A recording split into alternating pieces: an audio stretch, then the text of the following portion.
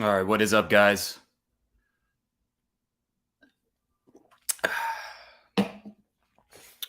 That double chin is now like a 1.5 chin. So making progress on that. That's something. All right, in this video, I'm going to let people trickle in before we really get into the topic, but we're going to be talking about a couple things. Let me move this mic towards me to get better quality. All right.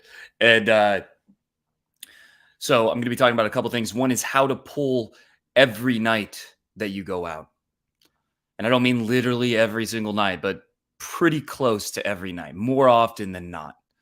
And it's a simple formula that anyone can use that 100% works. And I guarantee that you've never tried these strategies that I'm going to be talking about. And then later, I'm going to be talking about the most common mistakes that guys make when talking to girls, because I, as a coach, am observing guys on a weekly basis, seeing the common mistakes that every guy makes that gets girls to see him as a friend or to not want to talk to him or to like brush him off, ignore him, not even notice or acknowledge his existence and make him feel like there's another petal off the flower of his soul. He's one more step closer to giving up, to quitting at pickup. So this is non-alcoholic beer, by the way. It's something I'm doing to, if I'm tempted to drink, I just have this instead, which tastes the same, but is healthier and doesn't have any beer or alcohol. And that's the same method that I actually used to quit sugar. The way I quit sugar was I just use little squeezer things with, flavoring. And you put in the flavored drink thing, whatever. And then eventually you stop craving sugar. It's very simple. It's the same strategy here. So I mean, it works for pretty much anything. So first topic, let's get to the first topic. How to pull a girl home almost every night that you go out. I actually know several guys here in Vegas that pull girls more often than not when they go out to bars and clubs. And now you might think, and I myself also pull quite a bit, but this video isn't really about just me. It's about the commonalities that I see between these guys who have a lot of success. And you might think, oh, they're tall and good looking. Actually, among these guys, I'm probably the best looking one, and I'm not really that good looking. Maybe if I lose 20 pounds, I'll be okay. But that's not something I hear a lot, right? People don't tell me I'm good looking. So, and I'm the best looking one of this group of guys that pulls more than half the times when they go out. And you might think, okay, well, what if it's that you're tall or very charismatic? Nope, that's not it either. These guys, actually, there's one who's tall. Most of them are not.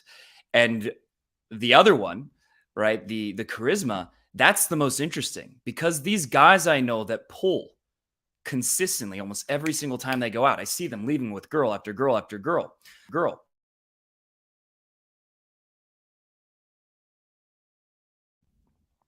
Very touchy mic. Sorry about that. Let me make sure it's working. All right. So these guys, none of them are that charismatic. When you talk to them, you don't think, man, this guy, he must slay with chicks. You don't think that. Now, they have a certain intensity about them. They all have this like piercing energy where you can tell they just go for what they want. But none of them are charismatic. A couple of them are actually kind of awkward.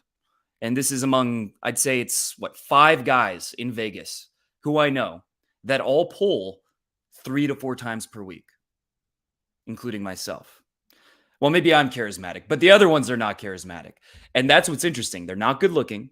They're not particularly charismatic. They're not super tall.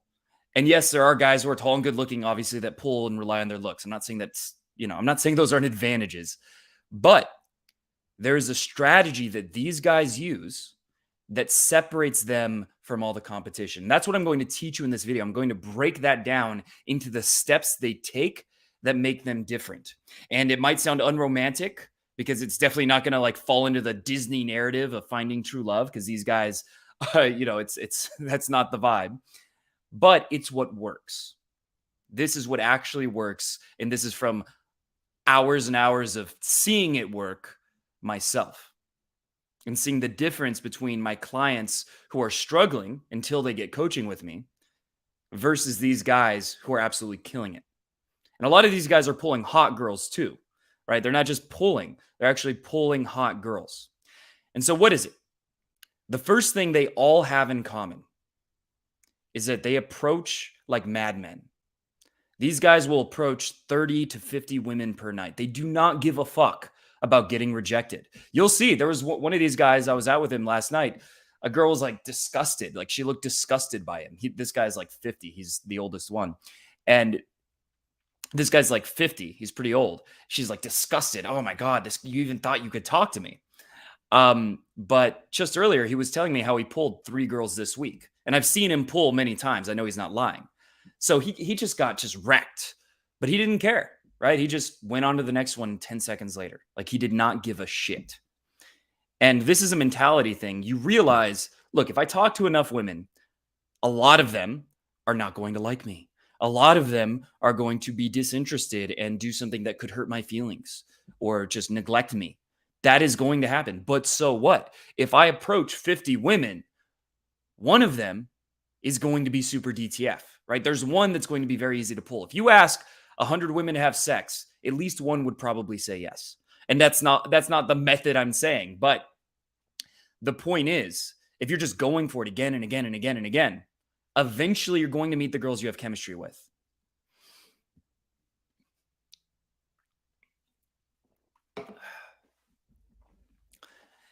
And it requires you to get over your ego, because every single guy who I know that pulls consistently, they approach constantly. They don't give a fuck. They're just talk to a girl, talk to a girl, talk to a girl, talk to a girl. That is true for all of them. So that is the first thing you got to be aware of, is just not giving a fuck about waiting for the perfect moment, looking for the perfect girl, looking for the romantic situation. You see a girl who's in a relatively approachable situation. If she's like making out with a guy, do that at your own risk. But a girl who's just, not holding hands or like clearly in a romantic situation with a guy and who you find attractive, and you say hello, right? You say hello.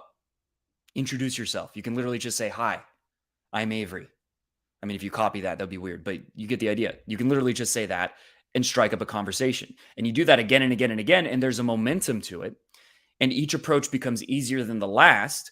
And over time, you just get this energy of purposefulness, this energy of just being someone who doesn't give a fuck. You reach something called the indifference threshold. The indifference threshold means that you literally no longer care about rejection. It's a beautiful feeling when you have it. You literally don't care about rejection. And when you experience that, then you are free. Then you are free to just go for it.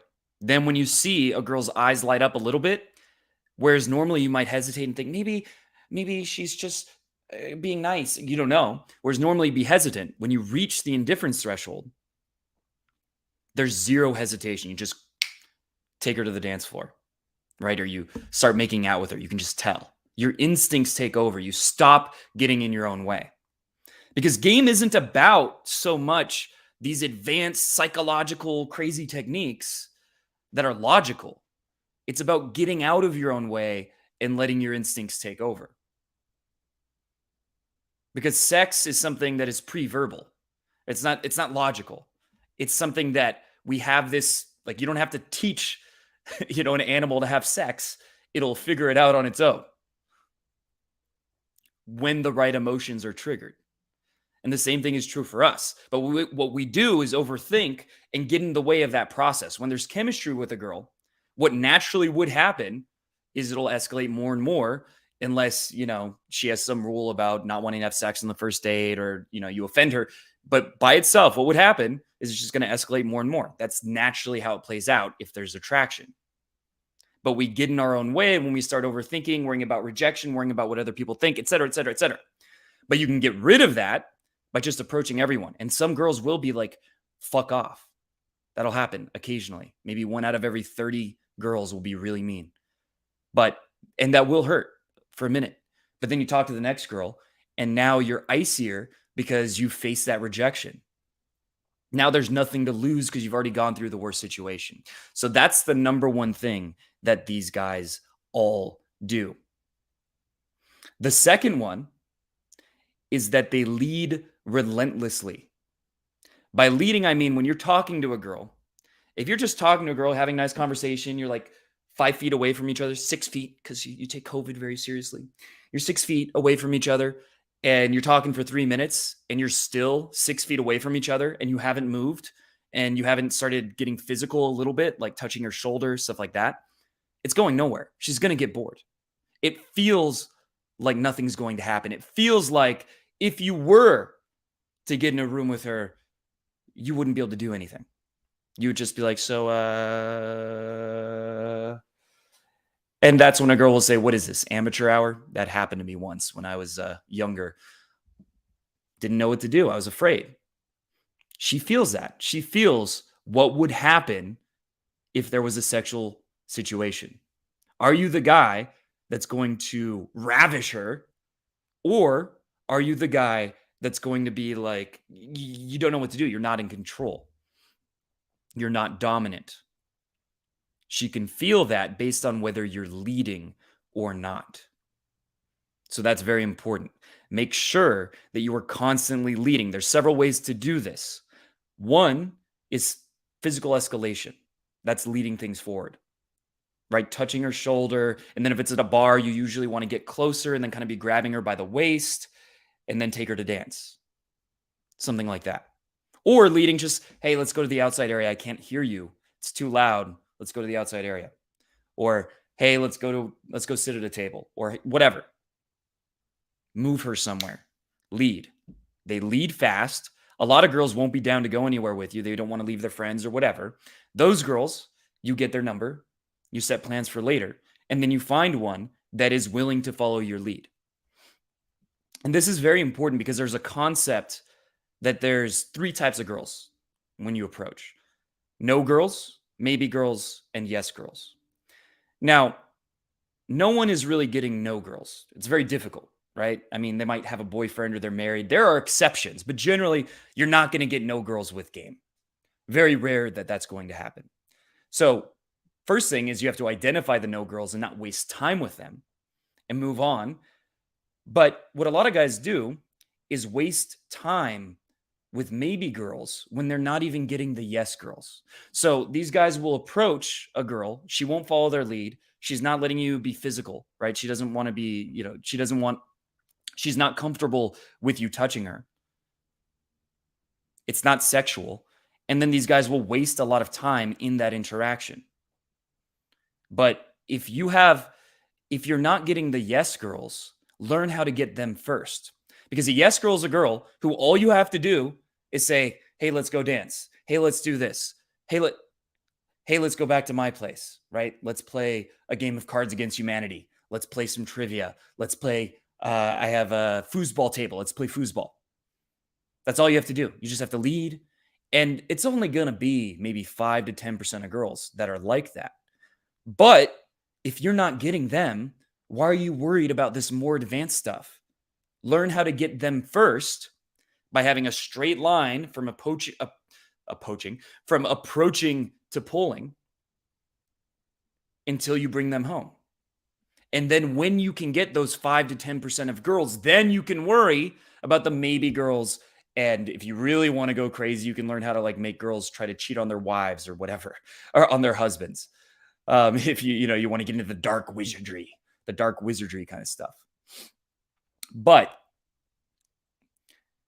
you want to be able to get the yes girls, and that means you have to lead very hard.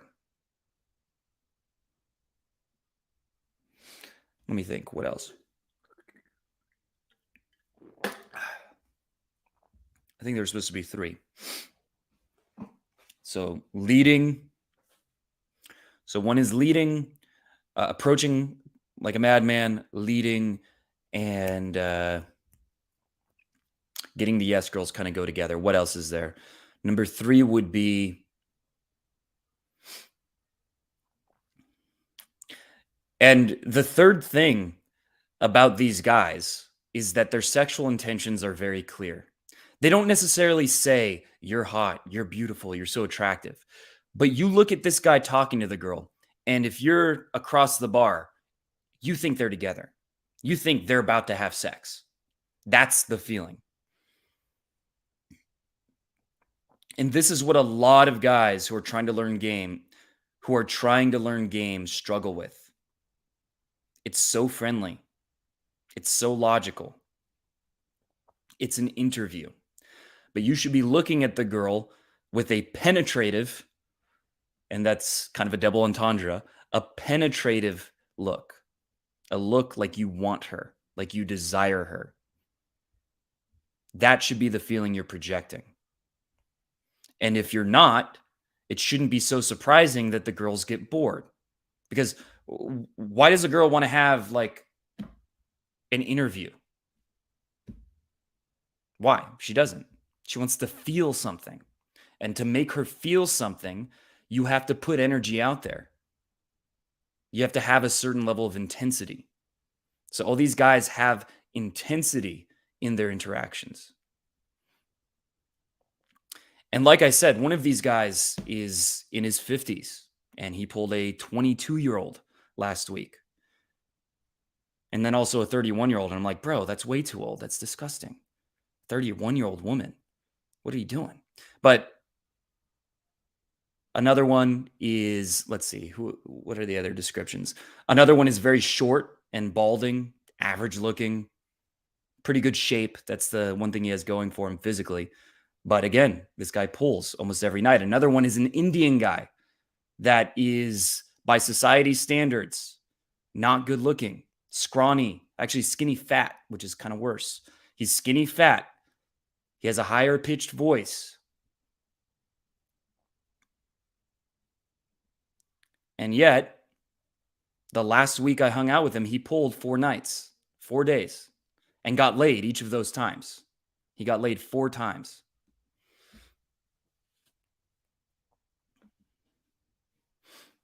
And I know there's a part of you that's skeptical.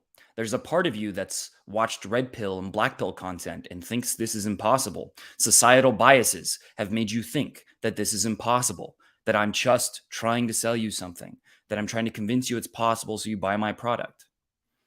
But have you tried it? Have you done these things? The 3 things I mentioned in this video. Have you had a night where you approached 30 to 50 girls in one night? You always led them. You always tried to lead them around, move things forward constantly. And your intentions were very clearly sexual. Probably not. So there's a part of you that doesn't believe this is possible for you. But you should never believe something is possible or not until you've experimented with it. That's what's going to determine whether you're able to improve, not just in pickup, not just in attracting women, but in any area of life. So I want you to keep that in mind. That, yeah, you can think I'm biased and that, oh, I'm exaggerating, I'm making stuff up. Sure, but have you tried it? Would it really be that hard to spend 4 hours one night, approach 30 to 50 girls? Is that really so difficult?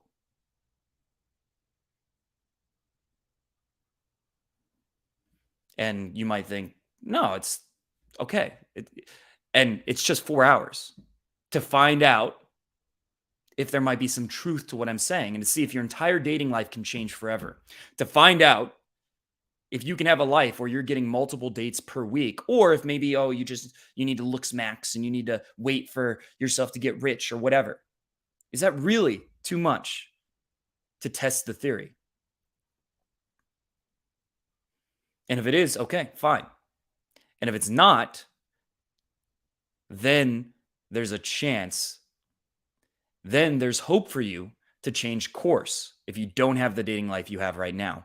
It's that willingness to accept ignorance, that I don't know the truth, and to try different things. That's actually the real key.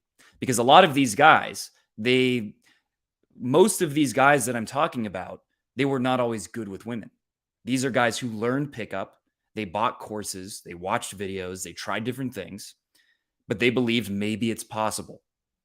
And then they figured it out over time. They didn't decide for themselves that they were going to fail before they even tried. That's one of the most depressing things to me in this world. That's why I think someone like Wheat Waffles is causing people to become depressed, because he's telling them to not even try, to not figure out through experience, to just trust what someone said on the internet and take it as fact. It's hopeless for you. Don't try. Just be a leaf in the wind. Don't assert yourself. That's the message that most people are telling you. And if you believe that message, then you will fail. But there's going to be a few people watching this who question that, who are willing to try something else, to get out of their comfort zone, to challenge their ego, and those people will succeed. If you enjoyed this video and you want to go deeper with me, you want to work on a higher level where I can personally guide you to get the dating life that you've always wanted, to be one of those guys that is pulling more nights than he's not, then I highly encourage you to click the link below to schedule a free 30-minute coaching call where we can talk about the details of my mentorship program. Good stuff. You got this. Thank you. I think I'm probably going to wrap up. I have a lot of other work to do. Shit, I'm getting a lot of these. Okay. If anyone has any questions, that'll be a good time for that. Okay, it's crazy. Just like, I don't know, 1 week no drinking and eating. I've been doing. It's kind of like keto, but you're also allowed to have beans and nuts, and you can see, like, my face is noticeably less fat, chipmunk like. And I've also, you lose a lot of weight too. That's pretty crazy. So, does anyone have any questions that I can answer? Yeah. I agree. I do look different. I can tell. It's mostly, I mean, a lot of it is if you stop drinking. Next debate. Yeah, I don't know. I mean, I felt like the last one, I definitely won by any, like, if there was an audience, I think like an unbiased audience would clearly say that I won.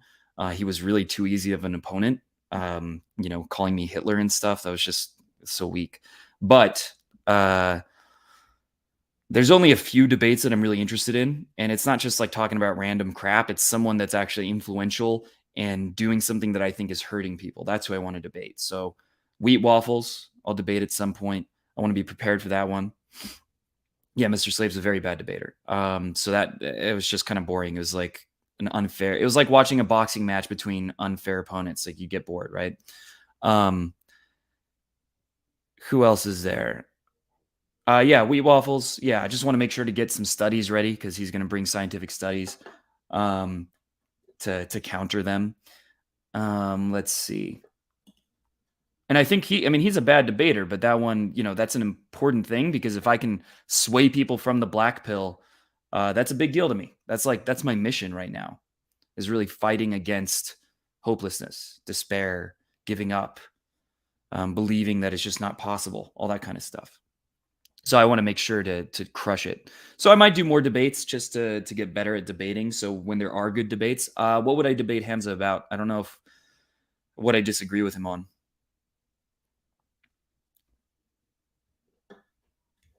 Like, I would happily debate Hamza. I just don't know what the premise would be. That he's gay, I could debate that, because some of the stuff he does, man, I'm like, which is fine if he is. It's just the image is like the guy is like, pulling hot chicks, but the Adonis stuff sometimes is just in the pictures of himself. The level of physical obsession with men seems kind of gay to me. But Adonis, oh my god, I don't know. It's a little weird. But it gets views, so maybe he's really just doing it for that, right? Maybe it's 5D chess, and it makes it more interesting to have that over exaggerated, gayish tone to it. Maybe that's intentional and actually very smart. So I don't know. But yeah, I would happily debate tons of people, but I want it to be something with someone who, like a red pillar would be interesting, like AMS, those kind of people. I would happily debate them. The weight cut's going well. I mean, total, I was 209 and now I'm like 199. Should you go overseas instead of learning game debate? Yeah, I would do that debate. Just with who is the question.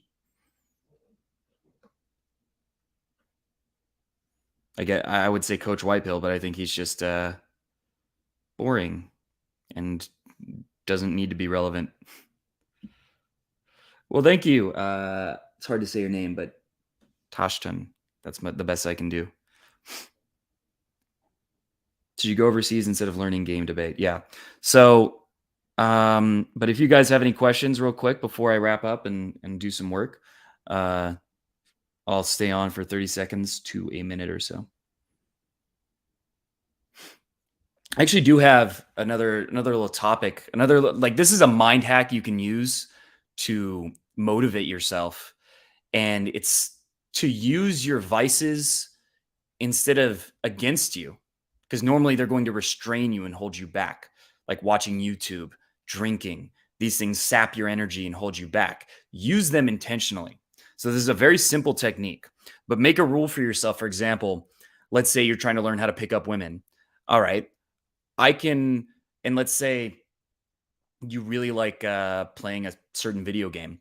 All right, I can play that video game when I've approached 25 women, and then I can play it all day for one day. Something like that. Simple as that. And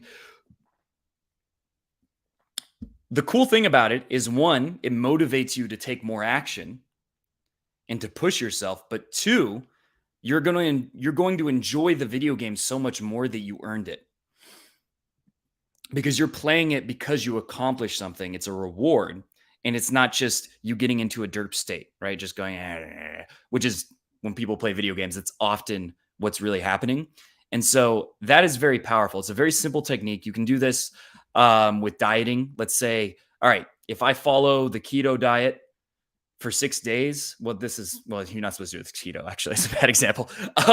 Let's say you follow a diet like the slow carb diet, for example. You follow it for 6 days, then you're allowed a cheat day, but only if you follow it for 6 days.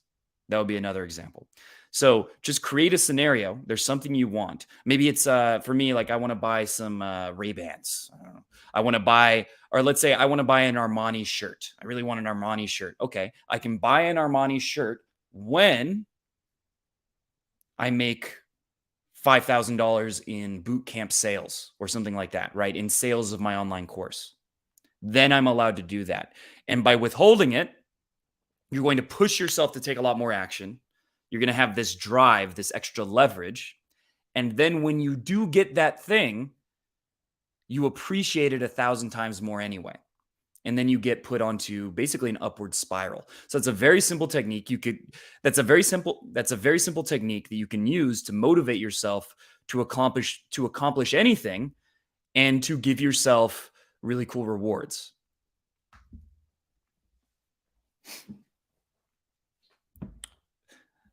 Using that technique will motivate you to take a lot more action, and it will make you appreciate the things that normally would be derpy, right? That would put you into a negative state. It'll allow you to appreciate that 1,000 times more. So it's very helpful, and be creative with it. There's a million different ways you could use that technique, but it's something I would highly recommend experimenting with. All right, guys, if you don't have any more questions, I'm going to get to doing some work before I go out and, pull some girls. Thank you, Nick. All right, and I will do another one of these tomorrow, so I'll see you guys then.